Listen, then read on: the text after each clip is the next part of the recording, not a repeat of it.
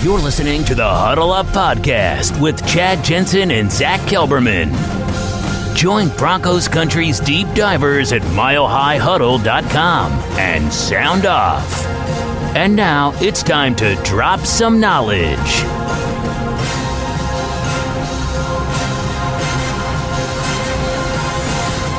Okay, and we are live, but you all know the drill. We got to let the stream breathe just for a few seconds here, make sure we're broadcasting on all 5 platforms, and it looks like we're good. We got the 5 green check marks.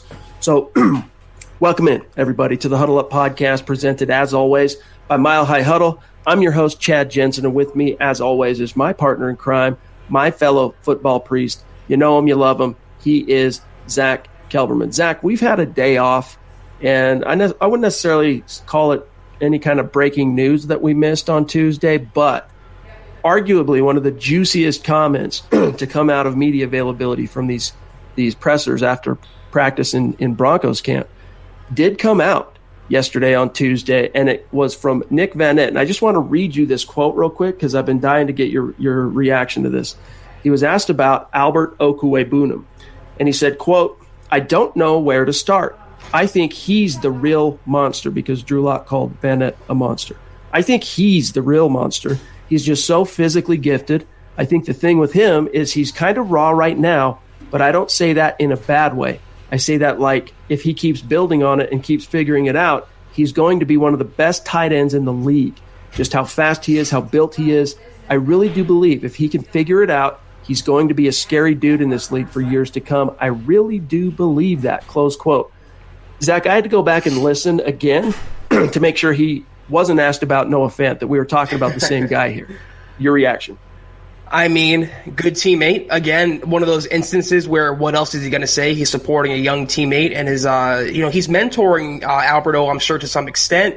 Though, I mean, why not? Why even play it down? Why even play a game? Just get his bust ready, Alberto, put him in the Hall of Fame. Why even see what he's made of?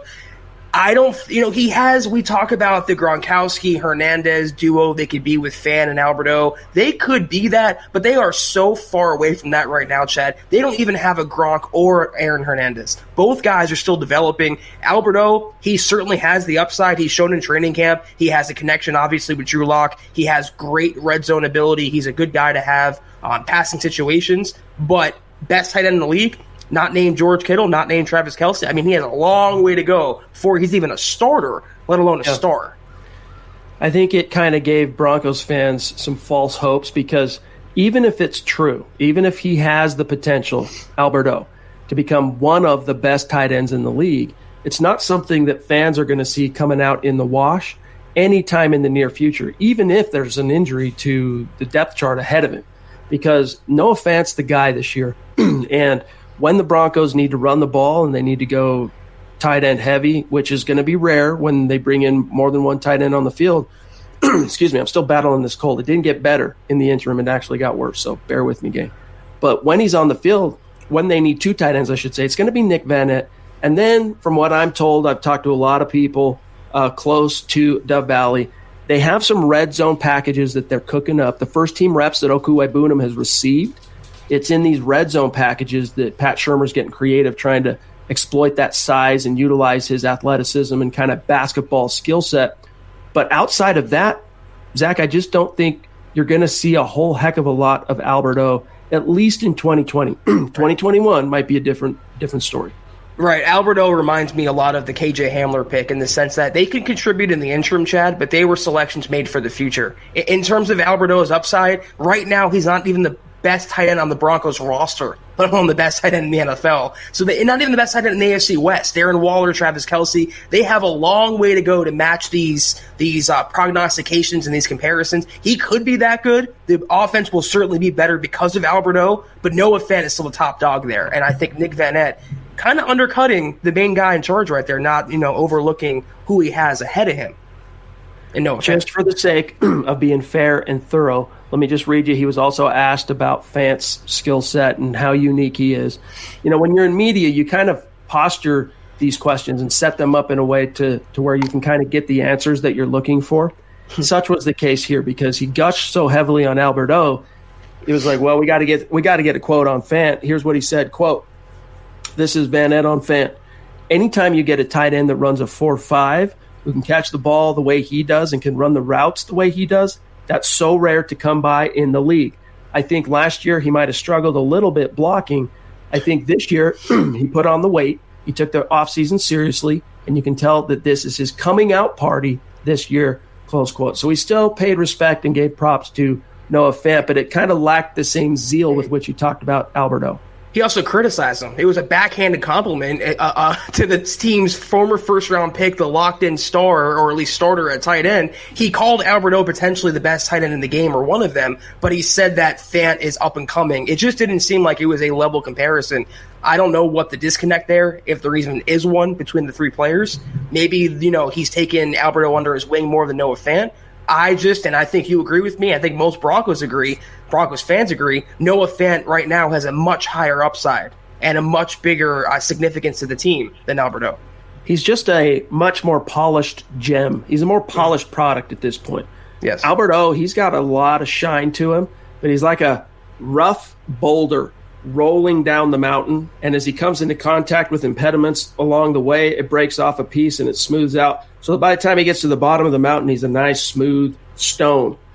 Right now, he's probably still 3/4 of the way up that mountain. He's got a lot of rolling down that he still needs to do. So, but, Zach, on the other hand, stranger things have happened. I mean, the Broncos drafted Royce Freeman in the 3rd round and signed Phillip Lindsay as an afterthought. And look what happened within a 2-year window. It was completely reverse roles. So you never know in this game we call the NFL.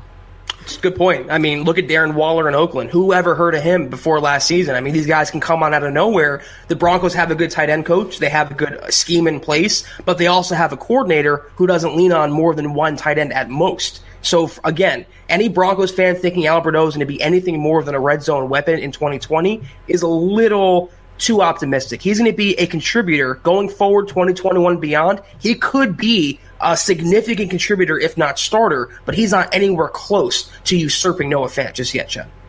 All right, gang. Well, we have a great show planned for you tonight. We are super excited to have on for the 11th Superstar segment, Chris Hernandez. You guys know him. You love him. We can't wait to get him here on the show in just a minute or two. First, though, we got to go through some really quick matters of business. And when I say really quick, with the way my voice is right now, I can't waste too much time. So I'm going to fire through this really quick. But as MHH continues to grow and the podcast, we're up 60%, Zach, in the month of August on Apple Podcasts in terms of downloads and listens. So thank you, guys. We got a lot of new people joining the ranks, and we got to make sure you understand how to connect with us on Twitter at HuddleUpPod, and then also on Twitter at Mile High Huddle. If you get those two accounts followed, you're not going to miss anything as it relates to the pod or breaking Broncos news and analysis. A gentle reminder to check out the merch store when you get some time, huddleuppod.com. Get your swag on. Get yourself one of these Mile High Huddle trucker hats. There's Football Priest T-shirts. There's the Let 'em Hate T-shirt, hoodies, masks. There's a little something for everybody. If you're in a position to check that out, that's another organic way to support what we're doing here at Mile High Huddle. And if you're not in a position, it's all good. No matter if you're with us live or listening to this on demand as a podcast, each one of you can do these three things. Make sure you're subscribed, and that's especially crucial on YouTube, on Apple Podcasts. Like this video, like this episode, and if you really love what Zach and I are doing, bringing you this content on the daily, share it out there and help us continue to grow and reach new like-minded listeners just like you. And then one last thing, Zach, we got to shout out our Facebook supporters. The ranks over there continue to grow. Just love seeing that community. It's in its infancy in terms of the supporter group itself. Our community overall on Facebook is vast, but the supporter group, it's just getting started, and we want to shout out Pobby's over there, Steve, Jerry, Michael, Emmy, Gerald, Chris, of course, who we're going to see here in just a few seconds, Roger, Jeff, Amber. And if I missed anyone, I'm sick. I'm not quite myself. Charge it to the game. I'll catch you on the next pod. But shout out to you guys on Facebook. And if you want to look at becoming a supporter yourself, we'll put the link right here in the chat stream. And check it out if you're in a position to do so. This is the Overtime Podcast Network. All right, Zach, the time has come. Let's bring on the one and only Chris Hernandez. Here he is in all of his glory, rocking the Let 'em Hate shirt like a true boss. And everyone knows Chris, but Chris, we've been so excited and look forward to getting you on the show. It was supposed to be a lot sooner than today, but of course I botched the scheduling, and we're really curious to hear, because I've learned since we booked you for this show, I've since learned that you are one of our community members that really exemplifies the hashtag state of being. You have been in the Air Force for 24 years, and we thank you for your service, and we love seeing that, and it means everything to us. But how did you become such a passionate Broncos fan with where you are in the world? Well, first off, I want to say cheers to my Mile High Huddle fam. Heck yeah, baby. Love Super Bowl 50. Super Bowl 50. I wish I could tell this story of how I obtained this mug, but it's a family-friendly show, so I can't go into it offline. But so this is the 11th segment, and I was like, Chad, I need to be on the 11th show because Steve Berline is my man. No, I'm just kidding. I'm pretty excited to be on the show. But how I became a fan. So my story is unique. I've never lived anywhere my entire life more than 4 years. I grew up in military. My parents were in the Army. And when my mom got out shortly after I was born, moved around a lot. And so I never truly had a place to call home. And so they were LA Rams fans, then St. Louis Rams fans, and LA Rams fans. And growing up, I was a 90s skate punk. And I was like, I don't care about football. That's not my thing. I'm skate or die kind of thing. And so joining the military, my first assignment, didn't still skate or die. Then I got to Germany, and one of my friends, a huge football fan, he was a Vikings fan though, and he's like, Sunday's football. I'm like, nah, Sundays aren't like that for me. And slowly, he got me into football. Let me rewind it back. Before I joined the military, I was considering going to ASU, and so I learned a little bit about ASU and the football program there. And so Jake Plummer was the quarterback there. So I kind of loosely followed his career. And so fast forward, and in Germany, I'm like, okay, getting into football, where'd Jake Plummer land? Oh, he's with Cardinals. Okay, I'll watch him, I guess. Not so much. I got into Madden 99 was the first one. Man, I feel old saying that. But and me both, dog. And so I started. I play with the Cardinals for the most part, just so I could play with Jake Plummer. And then, but being over in Germany, Armed Forces, what they had at the time is Armed Forces Network, AFN, which would show at a few channels, and we wouldn't catch sports live very often. And never a Cardinals game; it was more Cowboys or Broncos type games. And when I was over there, when they were winning Super Bowls, and so I was like, that's interesting. But still, Jake Plummer, maybe Cardinals. My dad's from Phoenix, so I was like, okay, I'll mildly support him.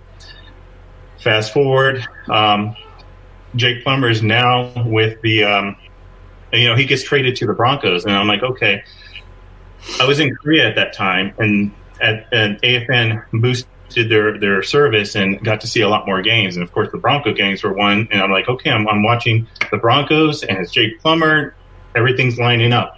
And so from then on is when I became passionate with Broncos, and have been watching them ever since. Dude, those were great years. The Plummer years, that let's see, 03, 4, and 5. I know he was around for half of, well, technically all of 2006, the starter for half of that year. But that 3.5 year window, man, those were great times. We got a super chat coming in real quick here from Kathy. Appreciate you, Kathy. She says, "Go get him, Chris," and using his hashtag that he has coined himself, click those little thumbs up. And by the way, gang, as you guys know, thank you, Kathy. Any questions you have for Chris, get them in the chat stream. Zach and I have a few questions. I know Zach's got one ready for him here in just a second. Super chat, whatever, get your questions in, and we'll try and get to them while we have time and while we still have Chris with us here tonight.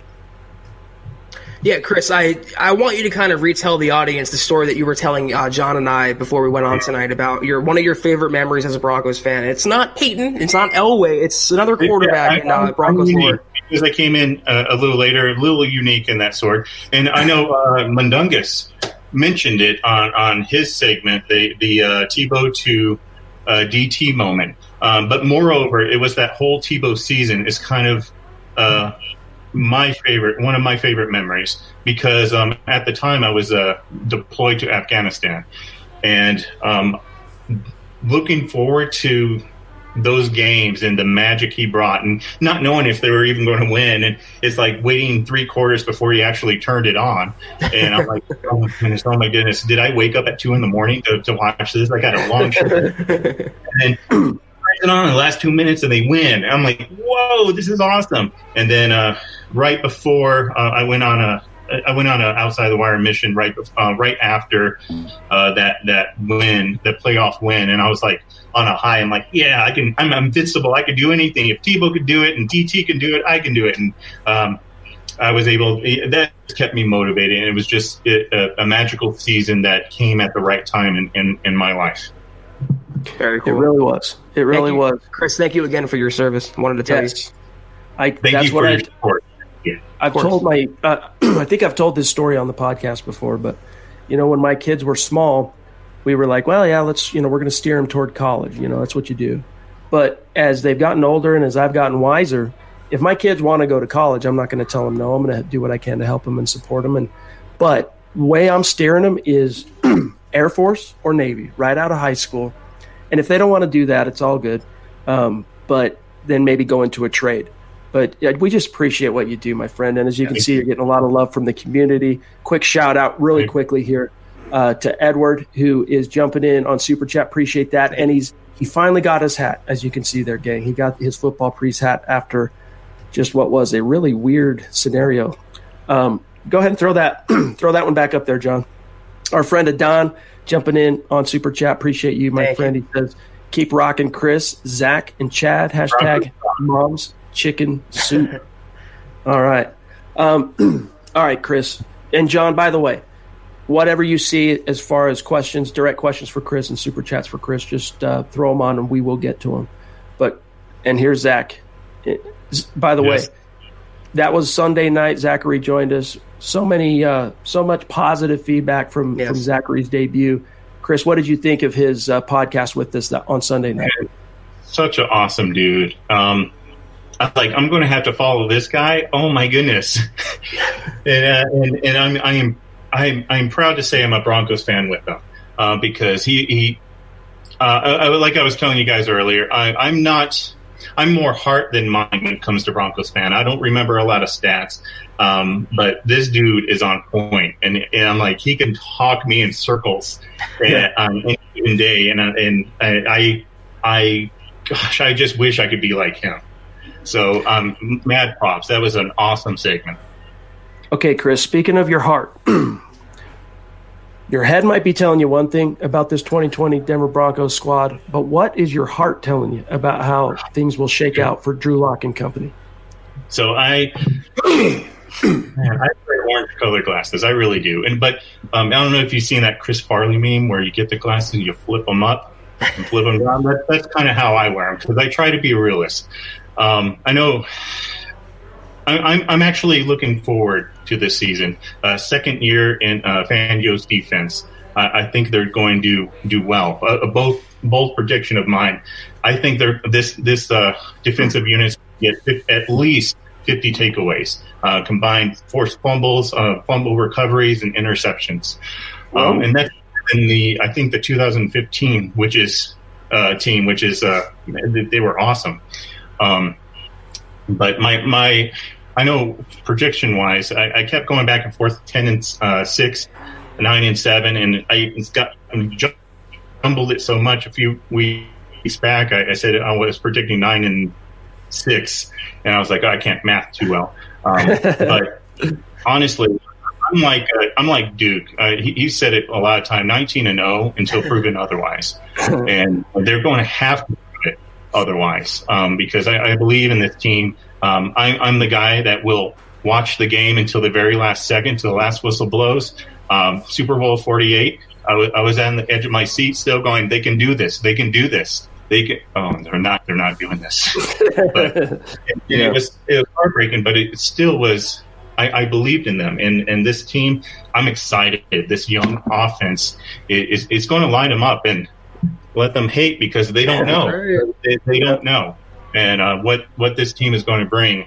They have some nice offensive weapons that they haven't had in a long time. I think they have the right coaches in place that they haven't really had in a long time. And I think they're going to start gelling. It might be rough out of the gates, but once they start going, fireworks, definitely. Let him hate. Goosebumps right now, Chris. As someone also who thinks or pontificates with their heart, sometimes over their brain, I have to just take a step back, and I like to ask this question. What, being a Broncos fan and being a passionate Broncos fan, what's been your least favorite memory, in recent times with the Broncos? Man, my least favorite memory? I mean, the easy one would be, I don't know, the jet sweep from Noah Fant. No. That's a great answer. It's probably that Super Bowl 48 because that offense was a powerhouse, and I'm like, I know defense wins championships, but no one was stopping them, and it was just that first play of the game, ball flying over his head. I'm like, this is not good. This is not good, and that's probably. Again, I hate to bring up, but I was on my mid-tour during I was in Korea for a year, and that was my mid-tour. I went home. I actually went to New Orleans for a mid-tour and went to a local bar to watch the Super Bowl. And they were supporting Manning because obviously, went to high school down there. But yeah, and so I decked out in my orange gear and rooting, and it was just such a disappointment to such a great season. So I guess in recent memory, that's what I would go with. John, grab that question if you still have it from James. I would like to get that. Like to get Chris's thoughts on that if it's still available to you. If not, I've got one here from Mike that we can 3 answer. Here we go.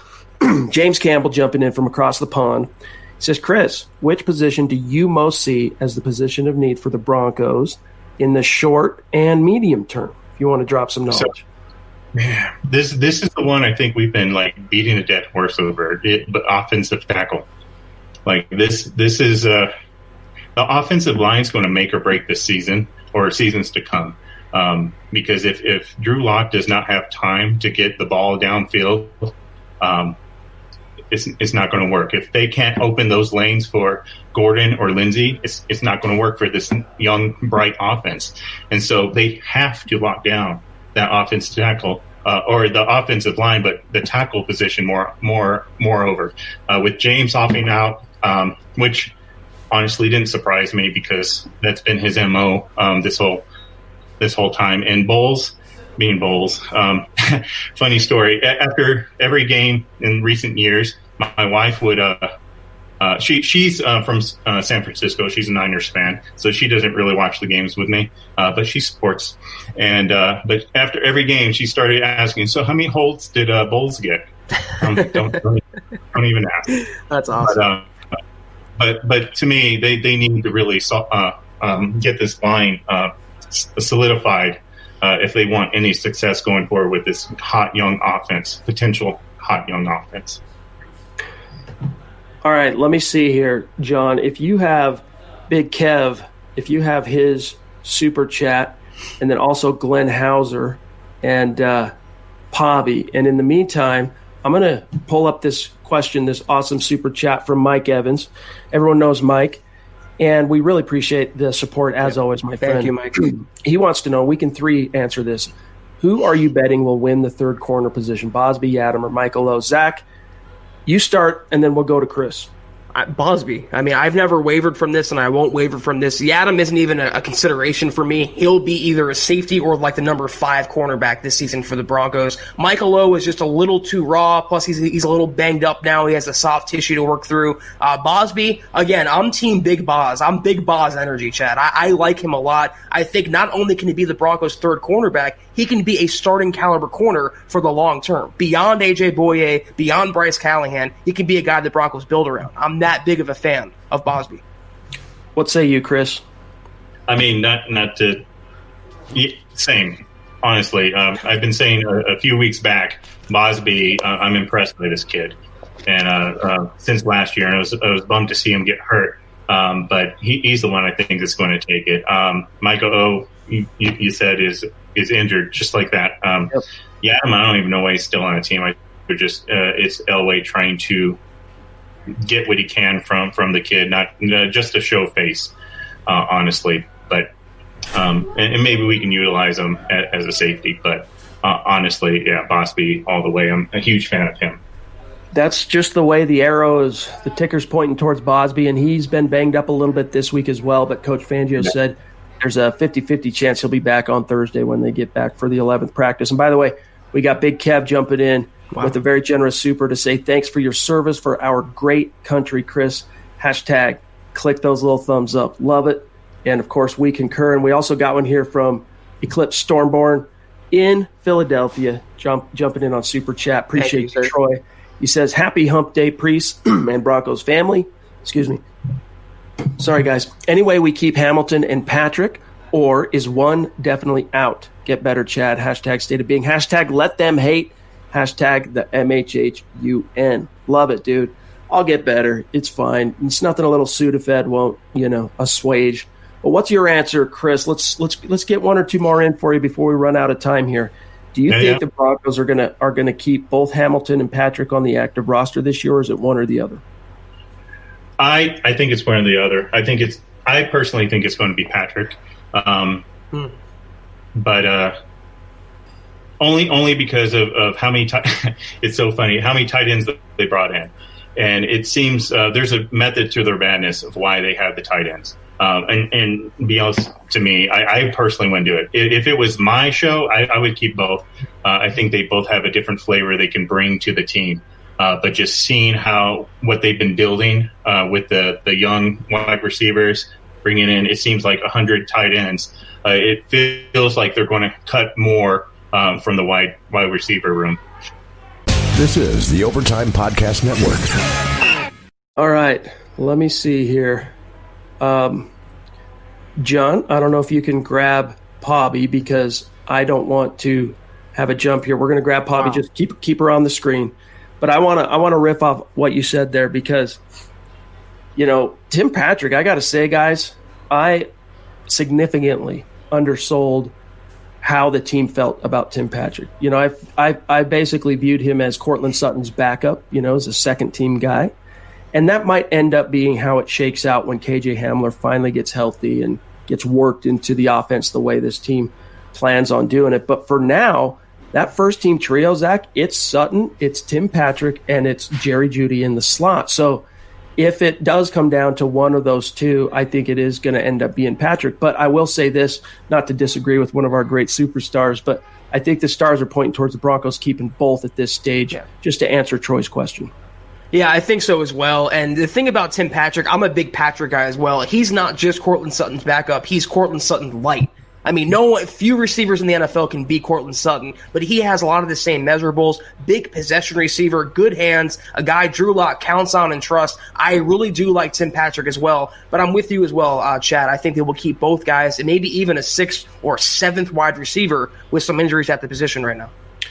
All right, we've got to grab Pobby's awesome, very generous super chat. And like Chris, she supports MHH on YouTube as a superstar, and then she also supports us on Facebook as a supporter, an official supporter in the merch store. And we all love Pobby, and she loves Chris like we love Chris. Great to have you in, Chris, she says.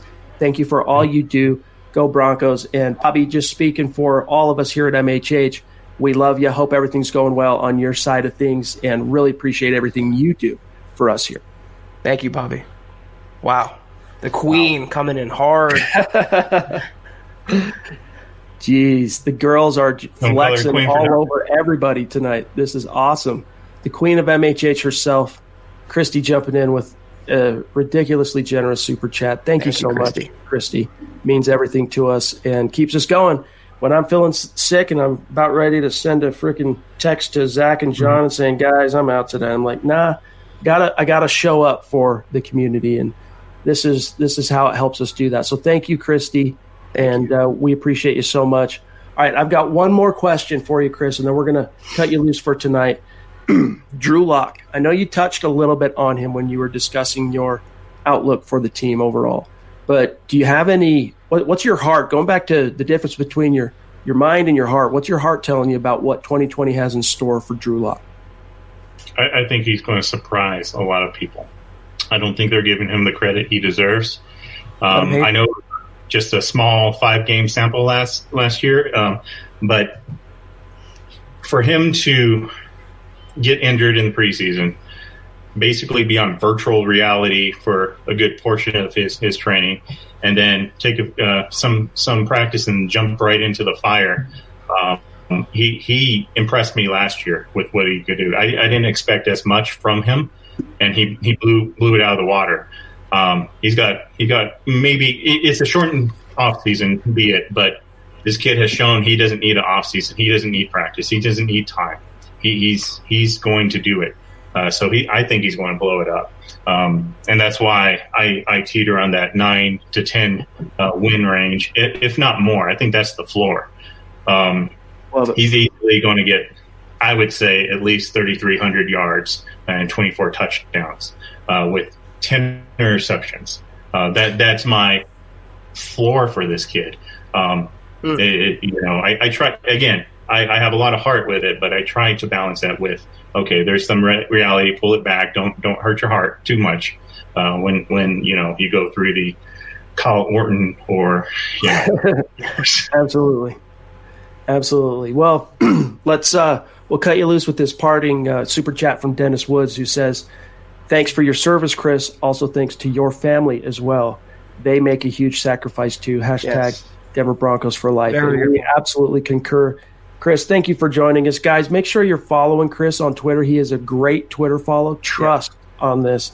Let me remove this. Thank you again, Dennis, for your support, my friend. You can see right here how to find him on Twitter. If you look in his video box there, at KRYSSHIZ, Chris.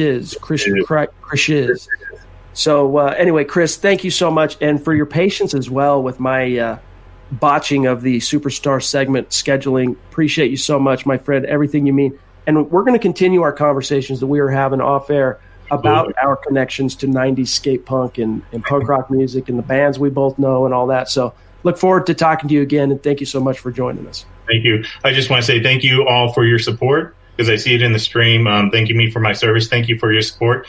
And don't forget, click those little thumbs up. All right. Thanks, Chris. Chris, have a great night, my friend. Thanks again, and we appreciate you giving us some time tonight. This is the Overtime Podcast Network.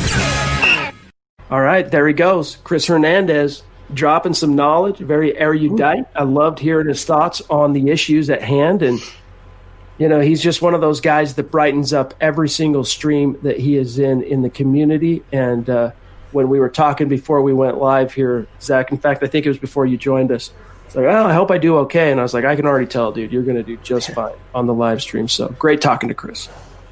It's not easy to follow Zachary from Sunday Night Chat, but Chris killed it. He did a great job, and he's been so supportive, pod in and pod out. If he can't even stay, he just encourages people to give us a thumbs up, because that's what helps us so much. It's so integral to our show being built up and growing and being more interactive. And we appreciate every single podcast that Chris has done with us. We love talking to him. I always like, Chad, when our superstars on these segments, they don't give an Elway answer or a Peyton answer. They change it up with a Tebow answer. I love learning about the backstory of Broncos country and how they became Broncos fans, their best moments, their worst moments, and I thought Chris's answers were very unique. Amen. Excuse me. Jeez, this frog in my throat.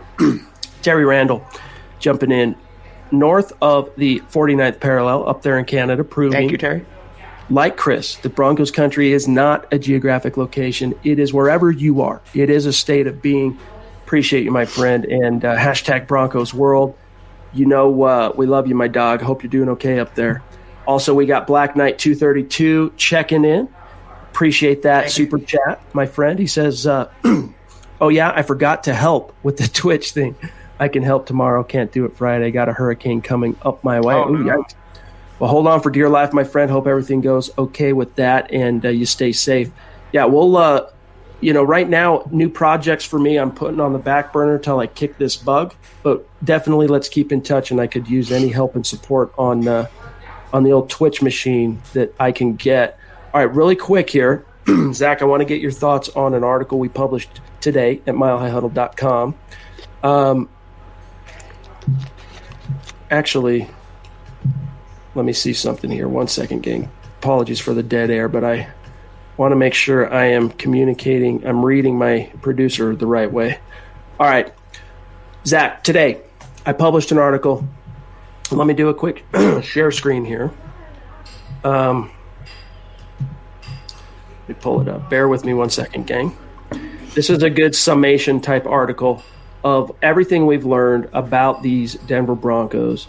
10 practices in, all right? That's a good number to start doing a little analysis and retrospective. And I just simplified it, the good and the bad. And I'm a guy that when it comes to good and bad news, Zach, I always want the bad news first. Hit me with the worst. Right. Give that to me first. So that's what we open with in the article here. The first thing, and I want to get your thoughts on it as far as the bad, something we touched on in Monday's podcast. It was a gut reaction to Justin Sternad being done for the season with the wrist. But the first thing is just the injuries that are mounting. And you could tell, Zach, following Monday and Tuesday's, well, I should say Monday's practice. No, excuse me. No, it was Monday's practice. Fangio was a little bit shook. You could tell that he was, for whatever reason, like you think, oh, well, the NFL should expect that all these injuries are going to happen because there was no offseason training program. And the only analogy we really have to go off for 2020 is 2011 with the lockout. And in that sense, there is some truth to that. But Fangio was surprised by the number of injuries the Broncos have suffered. Not just Justin Sternad, who's done for the season, but you're missing key contributors this team is planning on making a difference this year, like Todd Davis at linebacker. So you got 2 linebackers that are off the table. KJ Hamler, the second-round pick, is just MIA. Von Miller, of course, had the elbow, but he's back. Melvin Gordon missed a few days with ribs. Tim Patrick. There's a few guys. Devontae Bosby. Mike Purcell. There's a few guys. Michael Ojemudia. But, Zach, the biggest thing, out of the gates is that they got to get a handle on this injury bug thing. And the problem is there might not be a way to fully, tackle that because it's just part of what they're going to have to go through with there having been no football all the way up until day one of camp. Yeah, Fangio definitely was a little annoyed and frustrated. He kept saying, same, soft tissue. It's what you expect with no acclimation period, a true acclimation period. And what I mean by that is a normal offseason, mini camps, OTAs, normal practices, not waiting until August to get going. You're going to see a rash of these injuries. Even Tyreek Hill, I think, pulled a hammy out in Kansas City. I mean, it's going to happen. You just have to manage the severity. Fortunately, the Broncos haven't been dealt, aside from Sternad, with many serious season-ending significant injuries, and that's going to be the case going forward. You're going to have some guys getting nicked and bruised and cut. It's part of the game, especially this offseason. Fortunately, in most areas, the Broncos can withstand a guy like Hamler sitting out a few practices or a guy like Ojemudia sitting out free practices. They have other guys who can step up, but I do understand Fangio's frustration, though. I mean, you have to look in-house, look in the mirror. Why is that happening? Are you pushing the Broncos too hard? Are the practices too long? Is Lauren Landau doing something that he shouldn't be doing in his strength and conditioning? So I understand his frustration, but maybe there's a way they can mitigate some of these injuries. Because when you have 4 or 5 guys who are out, same, that's more than just a coincidence. It's more than just a trend. That's a problem. It is indeed. All right, the other thing is, when we're talking about less than perfect. I mean, nothing's perfect in the early stages of training camp, but bad news or, lackluster so far, I think, has been the initial developments at center. Austin Schlottman, between him and Pat Morris, they just couldn't quite form a cohesive starting five. And granted, you've got Elijah Wilkinson at right tackle that's just been a sieve. We'll talk about him in a minute. But neither one of those guys, the first 3-4 practices, man, they could not get the run game going. They could not really – Drew Lock had a lot of pressure in his face. But the good news is here, Zach, they've started working Lloyd Cushenberry into the rotation the last couple of days. He's basically been the sole guy on first-team center. So it'll be really interesting because a lot of times when the team in training camp takes a day off, similar to getting that bye during the week or during the regular season, they do a little self-scouting. If they're going to make any adjustments or changes, that's when they typically make those decisions. So it will be interesting to see if it's Cushenberry at center on Thursday with the ones, or if they end up rotating back and giving Schlottman. I don't think Morris is going to really factor that much more into the first-team looks. I think right now, if it's between anybody, it's Schlottman and Cushenberry. But what do you think is going to happen? What do you think we're going to see on Thursday?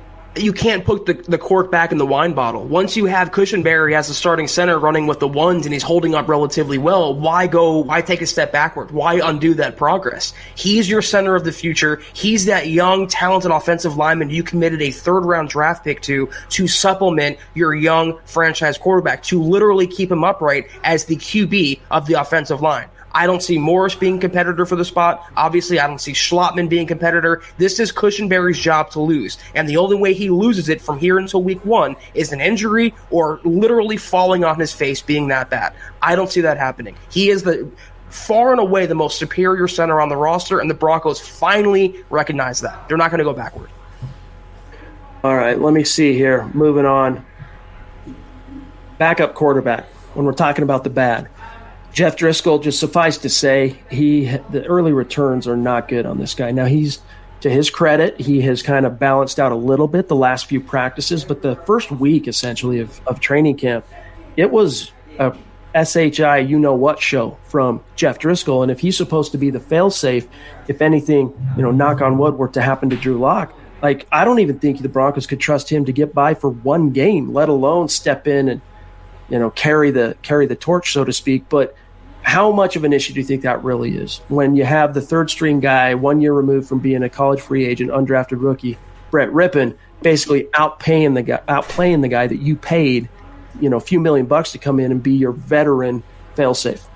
He's a veteran because he has experience. He's not better in any scenario or any instance than Rippon, only because he has experience in the NFL. I don't really care who wins that spot because, like we've been saying, unless you have like a Jameis Winston or I don't even know who, unless you have an elite starting caliber like an Andy Dalton, backup quarterback, if your starter goes down, your season's over. If Locke goes down, it doesn't matter if it's Rippon, it doesn't matter if it's Jeff Driscoll, it doesn't matter if they put Elway under center. They're going to be in trouble badly. So I like the idea of having Jeff Driscoll on the roster. I supported his signing because I didn't want a Jameis Winston. I didn't want a Keenum coming back here. I didn't want him looking over his shoulder Lock at a high-profile backup who's going to cause controversy and position battles and just unneeded static in that locker room. If Driscoll can hold up, he hasn't had a good camp, as long as he's holding a clipboard and Lock stays healthy, that's the way it should be. All right, it goes without saying, right tackle is a little bit of a concern here. It hasn't been great. There was some silver lining toward the end when we heard that and saw that DeMar Dotson was getting some second-team reps, or at least was running with that second-team offensive line. Drew Lock took a few snaps with Drew Lock there. I wish I could say I have faith that you're going to see DeMar Dotson at right tackle coming out of this day off. I think the Broncos are going to wait till the last second to make a decision there, if they do make a decision. For whatever reason, Zach, they seem to be dead set on Elijah Wilkinson being their guy at right tackle, and maybe it's that RFA tender that they're locked down on. They're guaranteed, that he's guaranteed to get something like just shy of $3 million or right around $3 million. I don't know, but it really is mystifying because he has been his inability to play consistent and hold up consistently against the edge rush has been very disruptive to the offense's ability at times to get into a groove and do its thing. This reminds me a lot of shoehorning Joe Flacco out there at quarterback last year. They want to make Elijah Wilkinson a thing, and he's never going to be a thing at right tackle. He's not even a tackle. They signed a pure tackle who has 9 years of starting experience. Why they work in a rookie center to the first string reps, but not a 9-year pro with 100 career starts who they just signed to be your pure right tackle is beyond me. Get him out there, get him with the first string, get him familiar with Locke and Glasgow and the rest of the offensive line, and let's stop this madness. Wilkinson is a backup. He's a guard and a backup, not a tackle and not a starter. It's as plain as day and clear as that.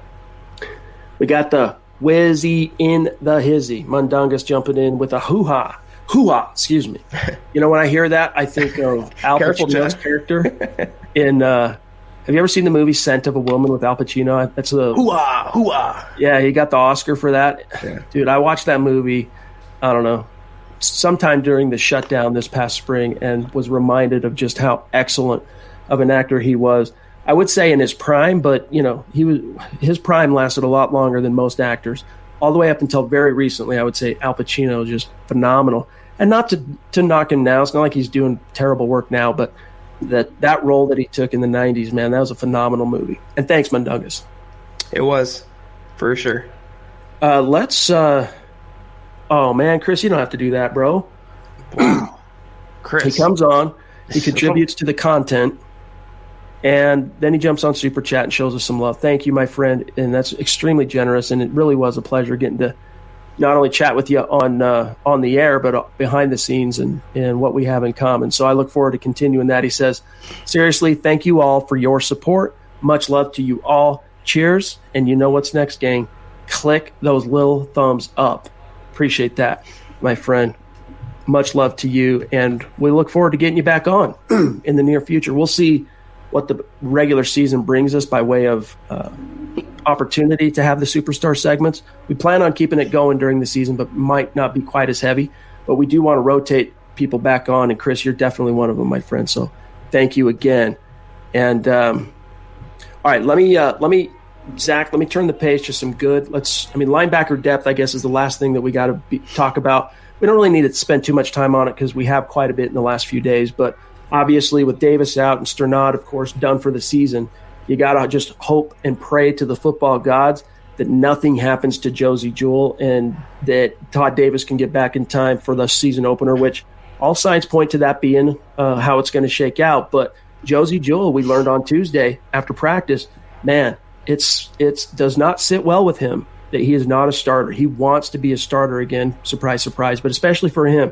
Remember, he was a 3-time captain at Iowa and went right from being a rookie to plugged in as a starter in 2018. I think it was when Brandon Marshall was his last stand, and it didn't go well, so they plugged Josie in with Todd Davis, and he started 9 games as a rookie, entered the 2019 camp year 1 with Fangio as the incumbent starter with Davis, opened the season as the starter without Davis, and it was him and Corey Nelson, which put Jewell in a bind because Nelson did not know what he was doing.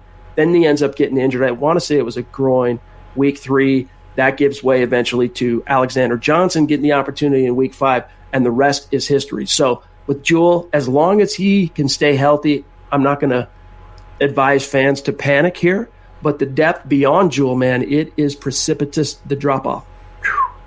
Yeah, absolutely. And I thought we were past this. You know, we're hoping that Jewell stays healthy. We're hoping that Todd Davis comes back and he's a starting linebacker. It's like, didn't we move past this? Didn't we have A.J. Johnson? We drafted Sternad. We have some young inside linebackers, and we're leaning on more of the same. Jewell can hope all he wants and want to be a starter in the NFL, but he's proven he's a backup in the NFL, at least with the Broncos. He doesn't have what it takes to be a 3-down linebacker. He was exposed in coverage. He's not all that overwhelmingly great against the run. He's kind of just there.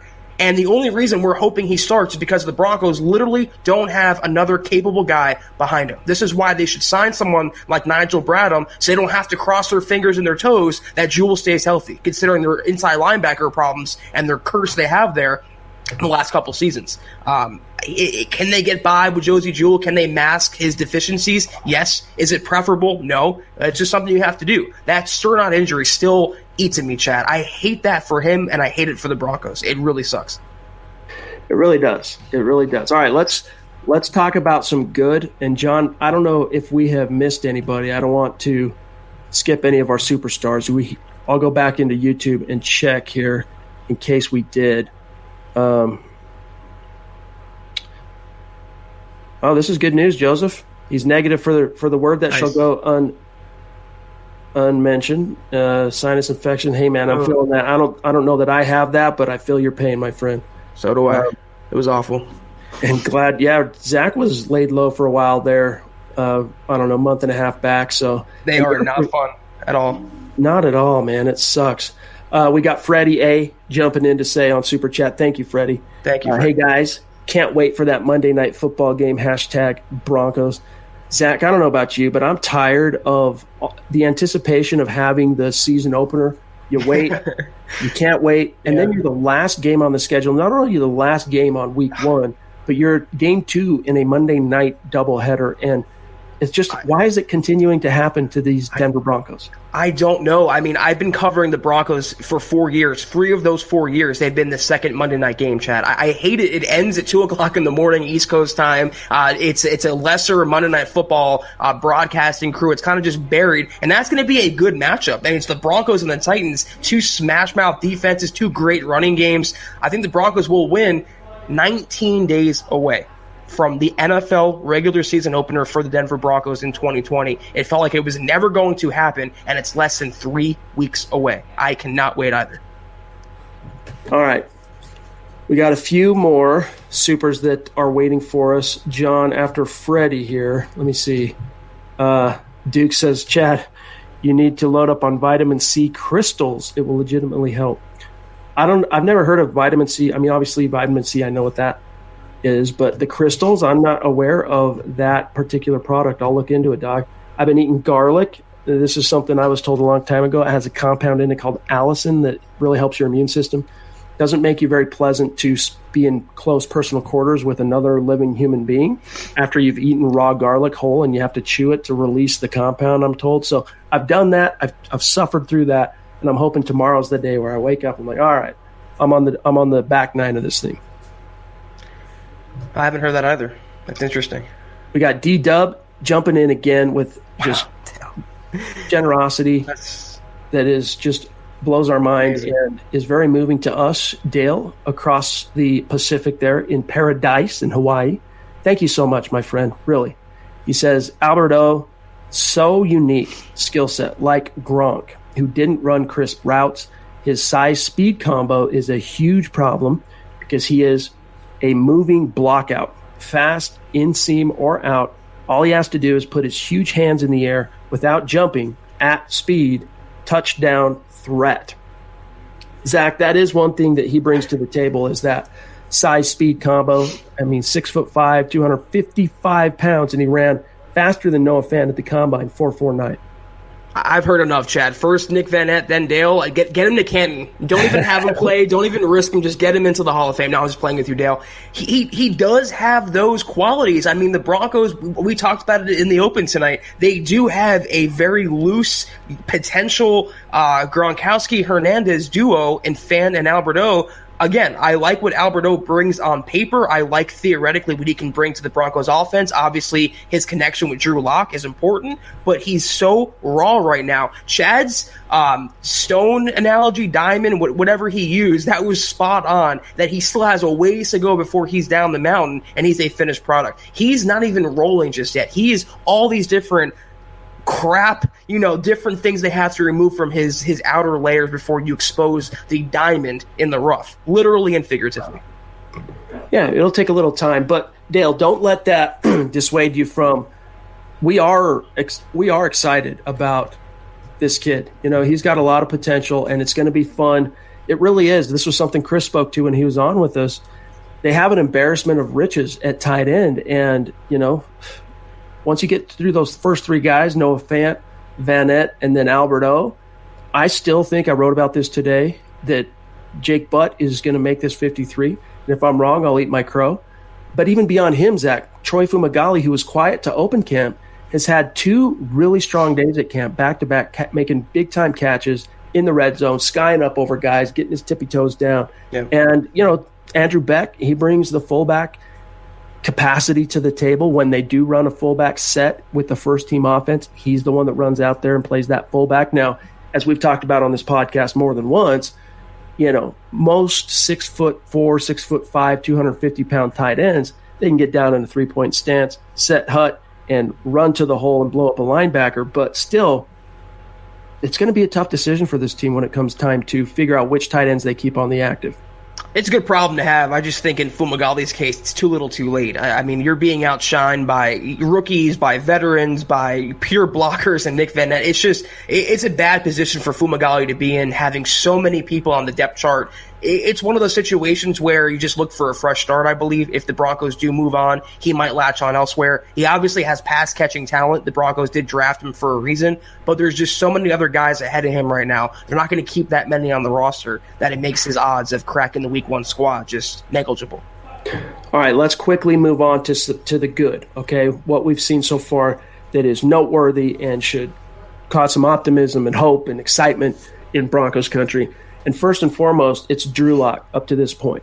He seems to, I would say he has shown a surprising command of Pat Shurmur's scheme for the few amount of reps. Like Pat Shurmur talked about, I think it was Sunday, the Broncos made him available coming out of that day off on Saturday. And he's like, look, normally 8 practices in, we're still in May, and we just had our 8th practice together. For our first 8 practices, here we are in end of August. With that being said, putting that in context, I think Drew Lock has really impressed his coaches up to this point with being as far down the path in terms of install and assimilating this thing and making sure his guys are on the same page and knowing everybody's responsibilities as you can expect. Now, you want him to challenge and push the boundaries. Vic Fangio has talked about this in training camp. You want him to utilize the lower stakes of training camp to, figure out what his limitations and what the boundaries are within this scheme. So he's thrown a few picks, but he's also gotten in his fair share of licks on this defense. And the offense, this isn't the days of Trevor Siemian and Paxton Lynch where day in, day out, it was the defense dominating the offense and just bullying them to a point where the coaches have to come in and say, hey, can you dial it back so we can actually run some plays here and try and get a few reps for the offense? Those days are gone. Drew Lock has got some skins on the wall so far, and you can tell that the defense, they are taking a little bit of a sigh of relief because even though they're gonna be relied on this year, especially early on, like Peyton Manning talked about on Friday, I think they believe from what they're seeing, they're not going to have to carry the load this time, and that is thanks in large part to what Drew Lock is showing out there. Yeah, the Broncos coaches, Chad, they weren't looking at Drew Lock's arm in training camp. They were looking for, as you just hinted at, they were looking for how he bounces back from an interception, how he gets his guys together, how he leads, his mental processing, how he deals with adversity. I mean, his arm angles, his breaking a huddle, all the intangibles that go into playing the position. It's not just throwing a ball long or throwing it hard. We all know Locke can do that. He showed that last year when he went 4-1. They want to see, though, how he grew up in the position from year 1 to year 2. And having a guy like Pat Shurmur in his corner, Mike Shula in his corner, and going up against a Broncos defense of this caliber, while it could be frustrating and confounding and they have their bad days on offense, Denver does, it makes them so much better because how many defenses in the NFL are as good as the Broncos? And if Drew Lock can beat them, he can beat almost anyone in the league. We got a few more good things we want to talk about, but we got to grab this super and question from one of our superstars in the community, Ron Dubb, who always brings the thunder with his questions. Yep. Thanks for the support, Thank you, Ron. Much love to you, my friend. He says, hey, guys, long time. Who do you think will be the best Broncos wide receiver when it is all said and done? Another great question. This was a debate from, I think, Building the Broncos and the community last night had a little debate on this topic. But he says, who will be the best Broncos wide out when it's all said and done? Rod Smith, DT, Cortland, Judy, or Hamler? I'm going to hedge with the guy who I still believe is the best wide receiver in franchise history, and Rod Smith. You got a lot of mountain to climb to get to Rod Smith's level. Yeah. But I will say this.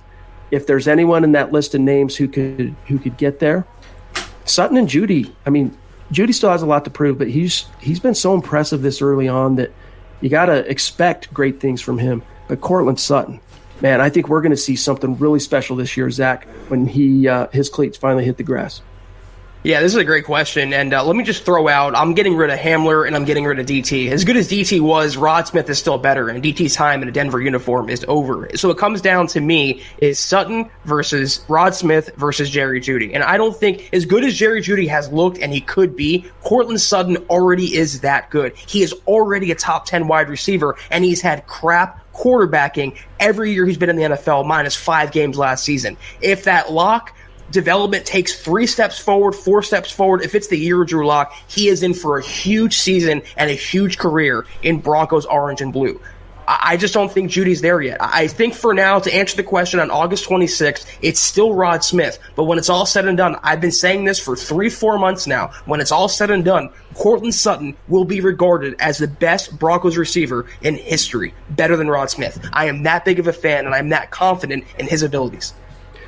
We have had such an active chat tonight because Chris just got everybody going that the stream has just been on fire, and it jumped one of our bona fide superstars and MHH Mount Rushmore members, Glenn Hauser, in the house on Super Chat. Thank Thanks, you, my friend.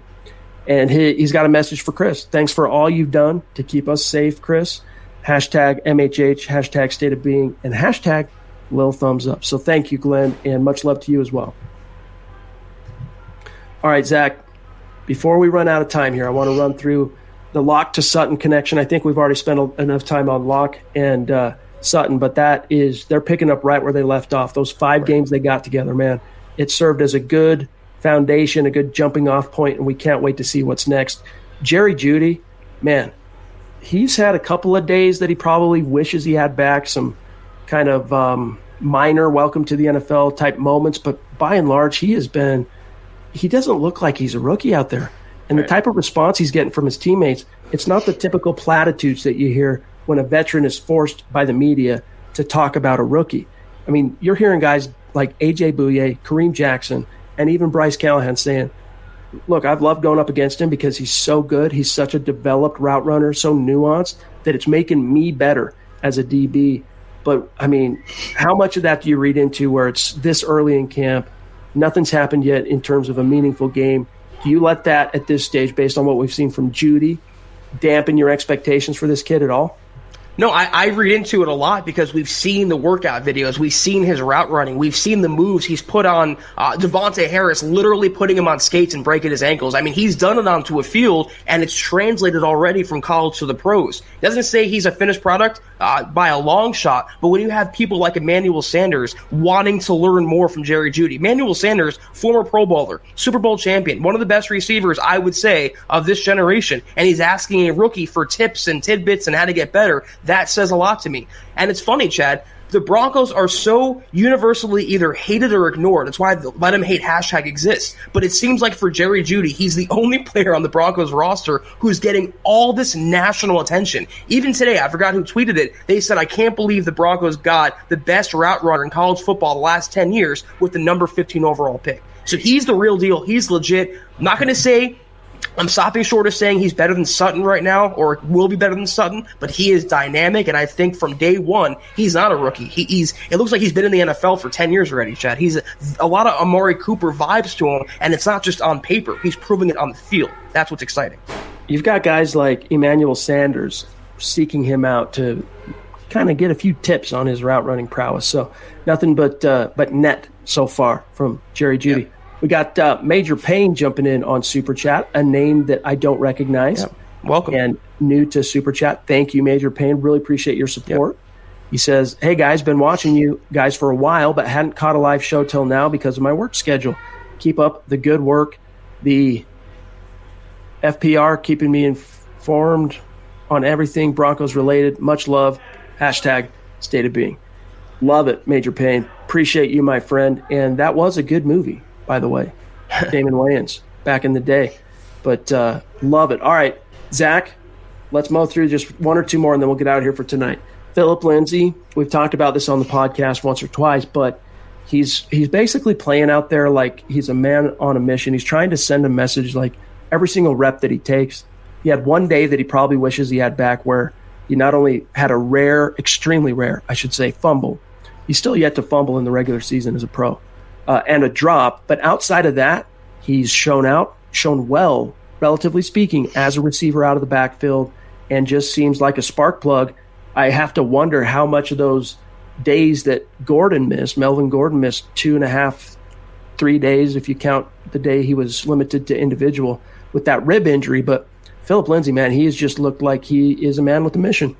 I love that first sentence right there because he really has attacked training camp like it's personal, and it is. He wants a contract, he wants the RB1 title, and he will earn that this season. I think you and I are both in agreement with that. Gordon is going to be the RB1 because the Broncos are paying him that way. I think the better talent overall will shine through, and to me, that's Phillip Lindsay. If anyone exemplifies the let him hate hashtag this season, it's Phillip Lindsay. And aside from Locke and Sutton and Judy, I cannot wait to see Lindsay shove it down everyone's throat, including John Elway's. And for what it's worth, Melvin Gordon has looked really good, but he's approached training camp like it's a marathon, not like it's a sprint. He's played very well. He's played within himself. He's kind of pacing himself, I guess, and maybe that's by virtue of this being his 6th year in the league. He should look good. He should. Yeah, that's true, and he's looked like the genuine article when it comes to being that receiver out of the backfield, actually running routes downfield. Dion Rodriguez jumping in with our last super chat of the night, and then Zach and I got to get out of here for this evening. Really appreciate that, Dion. He says, I agree with you, Zach. I want Judy to have a great career here, but I'm a huge Courtland Sutton fan and have been since he was in college. I want him to be the best wide receiver in Broncos history. And he's got a chance. I mean, it took a couple of years for Rod Smith to go from the practice squad to the starting lineup, and he ended up, by the time he hung up his cleats, being well over 10,000 in receiving yards and the all-time leading receiver in Broncos history. Demaryius Thomas, his first and second year, I think the best he had was 500 yards, and that was in year 2, catching passes from Tim Tebow because he entered the league with a foot injury and then he got hurt again. So it took him some time getting up to speed, and it was a fortuitous event getting Peyton Manning. Courtland Sutton, meanwhile, is off to a faster start compared to those two guys, relatively speaking. 600 some odd yards as a rookie, 1,200 almost in his second year. And it seems like he has established more momentum faster than either one of those guys. And I think that speaks to what his ceiling and ultimate destiny as a Bronco could end up being.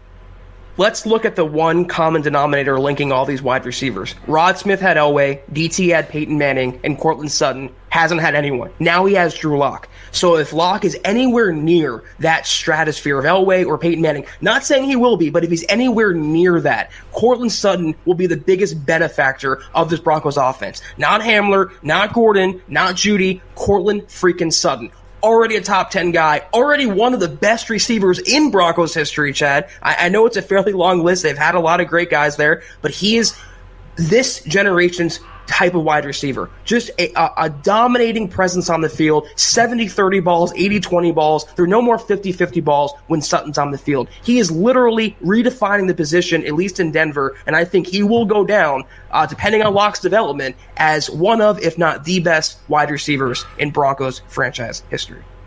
By the way, DeWalter Drills, it's good to see you, my friend. It's been a minute since we've seen you, but I know you've got things cooking with your job and moving around for the job, and hope everything's going well for you in Kentucky, my friend. All right, last question from our Facebook supporter, Steve, and we got to get this one. He wants to know, what matchup are you looking forward to most in the season opener against the Titans? Steve, thanks for the question. I'll let you start on this one, Zach, and then we'll get out of here for tonight. I mean, the obvious one is seeing how Locke does in his first game of the year, but I'm looking really at Jarrell Casey versus the Titans' interior line. I really expect him to get after Ryan Tannehill, and I would not be surprised if the game flips on a Jarrell Casey sack fumble where he literally changes the game based on vindication and redemption being traded away for a 7th-round draft pick. Other than that, I'm looking forward to the offense overall, Chad. All the new moving parts, Drew Lock, Sutton, Judy, those two matchups, starting with Jarrell Casey, I have my eye on. You said it. I just can't wait to see how Jarrell Casey plays in his revenge game against the Titans. They dealt him away for a pittance. I'll never understand that move. Honestly, I'll never understand it. Thank you. He looks like a man on a mission. You want to talk about missions? This guy's on a mission, and I can't wait to see that. And just overall, seeing what kind of juice this offense plays with to open up the season, it's going to be really fun to see how it shakes out. But, gang, we got to get out of here for tonight. Thanks to each and every one of you for spending some time with us here, joining us live. A mile-high salute to our Super Chat superstars and our Facebook supporters. We love you guys. And Chris Hernandez coming onto the show, dropping some knowledge, and just getting a chance to know him better and hear his thoughts and views on the issues at hand. And here he is, Thank you, MHH fam, says Chris. And thank you, Beast. You make it happen. Have a great night. You too, my friend. We'll catch up. We still got some stories and some war stories to share between you and I. So I look forward to that here in the very near future. But thanks again, guys, for joining us. Apologies for the voice quality here from yours truly. I'm still battling this bug, and it's hopefully I'll have it vanquished by the time we see each other tomorrow night for the Mile High Mailbag. Make sure you're following the podcast on Twitter at HuddleUpPod, also at Mile High Huddle, and whatever you do, make sure you're following my partner on Twitter at Kelberman NFL, Zack Kelberman. That's how you find him, at Kelberman NFL. Myself at Chad and Jensen, and then follow the producer, John Cronenberg, at John K MHH on Twitter. But gang, we got to get out of here for tonight. We'll look forward to talking to you tomorrow for the Mile High Mailbag. Anything we missed in tonight's chat, we'll promise to get to you tomorrow. So bring it again tomorrow night, 6 p.m. Mountain, 8 p.m. Eastern. And Zach, have a great night, brother. We'll see you tomorrow. You too. Feel better, Chad. A lot of water, a lot of garlic, whatever you got to do. Just be sure you feel better tomorrow. See you then. Appreciate it, brother. For Zack Kelberman, I'm Chad Jensen. We'll see you guys tomorrow. You've been listening to the Huddle Up Podcast. Join Broncos Country's deep divers at milehighhuddle.com to keep the conversation going.